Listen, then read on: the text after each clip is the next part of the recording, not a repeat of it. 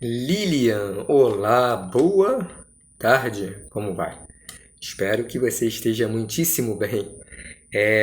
Quanto a conversas, né, que estamos tendo pelo WhatsApp, e principalmente quanto ao aspecto de que você falou quanto aos travamentos na escrita das suas redações, eu enviei aquelas perguntas porque a partir dos repertórios que você me indicar de sua preferência, que você se sinta segura, né, falando sobre eles, né, a ponto de você se sentir segura no sentido de abordar esses aspectos em redações a partir da segurança que você tenha em falar sobre eles, né? O seu quanto ao nível do seu conhecimento quanto a esses repertórios. A partir dos repertórios, nós podemos construir parágrafos de redação a respeito de diversos temas e que, ao mesmo tempo, se encaixem a vários outros temas a partir do enredo, de parte da história, de cenas, de personalidades, de comportamentos das personagens de livros que você indicar também, e de filmes, e de séries. Então eu faço muito isso também em sala de aula, de a partir dos gostos das pessoas, né, das alunas, dos alunos, irmos construindo direcionamentos argumentativos e também nos parágrafos de introdução e de conclusão, quanto aos gostos das pessoas, já que nós nos sentimos mais seguros colocando o que nós conhecemos mais, né? De qualquer área do conhecimento, de quaisquer áreas do conhecimento. Então, acho muito válido que nós, né, falemos a fundo sobre isso a partir dos repertórios, né? Ao mesmo tempo, especificamente quanto à parte da argumentação, há perguntas possíveis de serem feitas e importantes de serem feitas no ato da escrita de uma redação referente a qualquer tema. Então, por exemplo, eu cheguei a reunir algumas perguntas, outras pessoas reúnem, mas varia a forma das perguntas, mas o teor das perguntas, basicamente não. Perguntas podem ser feitas na sua escrita da argumentação para se certificar mais ainda do quanto você está aprofundando ou não os argumentos. Quem promove as ações expostas? De que forma ocorrem os atos? Como eles se manifestam, né? Principalmente os atos negativos na sociedade, que são o foco da maioria das provas, já que a maioria segue o estilo Enem. De que tipos acontecem tais ocorrências no cotidiano? Em que sentido ocorrem?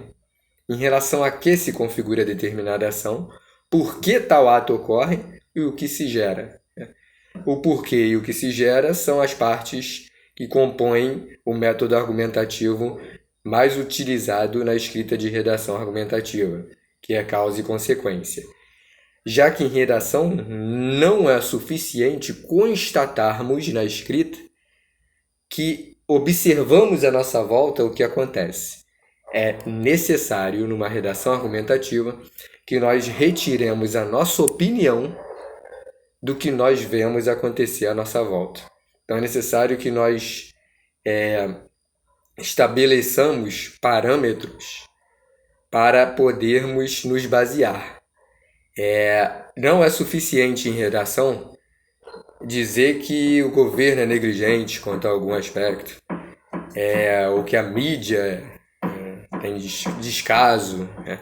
É necessário que se mostre o que leva a isso, ou como, ou por que isso ocorre. Por que várias pessoas na sociedade que possuem ferramentas para modificar situações para melhor, escolhem não modificá-las, né? E que tipos de efeitos opinativos surgem a partir disso. Então é muito importante ter perguntas assim como essas em mente.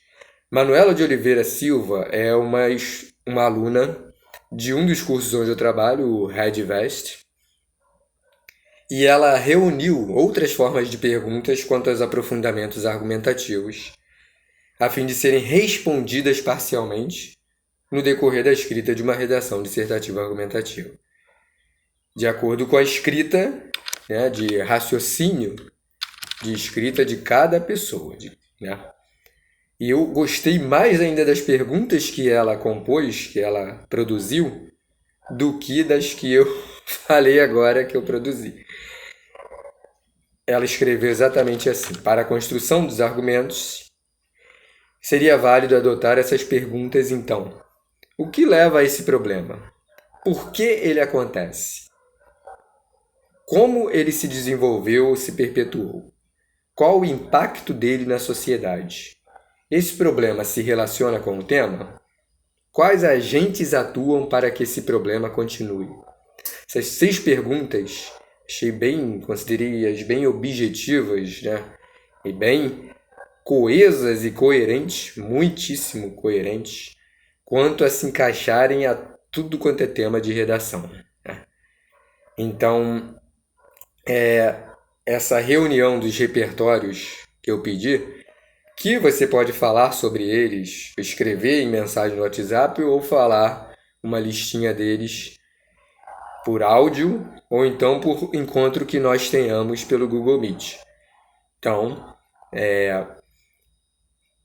espero que esse vídeo ajude muito você, né, nos estudos e também colabore para destravar a sua escrita, que é muito natural, né? Bloqueio criativo é muito falado quanto a pessoas, autores, autoras consagradas, mas diz respeito a qualquer pessoa quanto à inspiração para escrita, para ler, né? E este é o primeiro vídeo que eu gravo para você. Por esses dias, talvez amanhã mesmo, ou no máximo quinta, eu envio já outro vídeo para auxiliar você, tá? Então, se nós não nos encontrarmos hoje pelo Google Meet, eu já envio outro vídeo em parte do horário que nós nos encontraríamos, 6h15 da noite. Então, abraços e até a próxima. Tchau, Lilian.